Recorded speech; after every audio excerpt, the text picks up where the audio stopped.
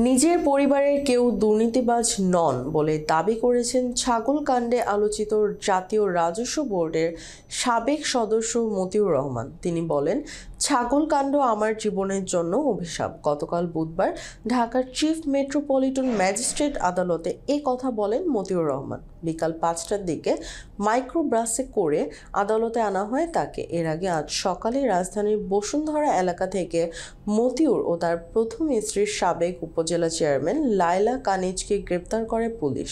বিস্তারিত ডেস্ক রিপোর্টে। গত কুরবানির ঈদে 15 লাখ টাকায় ছাগল কিনে নিয়ে সামাজিক যোগাযোগ মাধ্যমে ভাইরাল হন মতিউর রহমানের ছেলে মুশফিকুর রহমান ওরফে ইফাত। এরপর আলোচনায় আসেন মতিউর রহমান। তখন তার পরিবারের সদস্যদের নামে বেনামে বিপুল সম্পদের তথ্য সামনে আসতে শুরু করে। তাদের বিরুদ্ধে মামলাও করে দুর্নীতি দমন কমিশন দুদক। মতিউরকে বিকেলে আদালতে আনার পর রাখা হয় আদালতের হাজতখানায়। 25 মিনিট পরে তাকে হাতকড়া পরিয়ে নেওয়া হয় এজলাস কক্ষে। মতিউর যখন কাঠগড়ায় দাঁড়িয়েছিলেন তখন ঢাকা মহানগর দায়রা জজ আদালতের প্রধান public prosecutor PP Omar Faruk Faruki জিজ্ঞাসা করেন, মতিউর সাহেব, সেই ছাগলটি কোথায়? জবাবে তিনি বলেন, পিপি সাহেব, ছাগলটি আছে। এজলাসে বিচারক উপস্থিতি হওয়ার পর এক পর্যায়ে ওমর ফারুক ফারুকী বলেন, মাননীয় আদালত, এই আসামি ফ্যাসিস্ট শেখ হাসিনা সরকারের অন্যতম সহযোগী।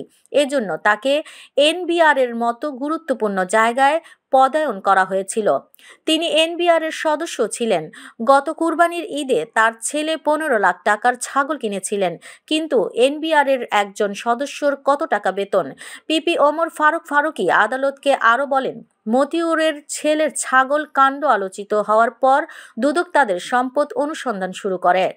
মতিউর, তার স্ত্রী এবং ছেলে মেয়ের বিপুল সম্পদের খোঁজ পেয়েছে দুদক। আদালতে এই বিষয়ে কথোপকথন চলার এক পর্যায়ে মতিউর বলেন, ছাগল কাণ্ড আমার জীবনের জন্য অভিশাপ।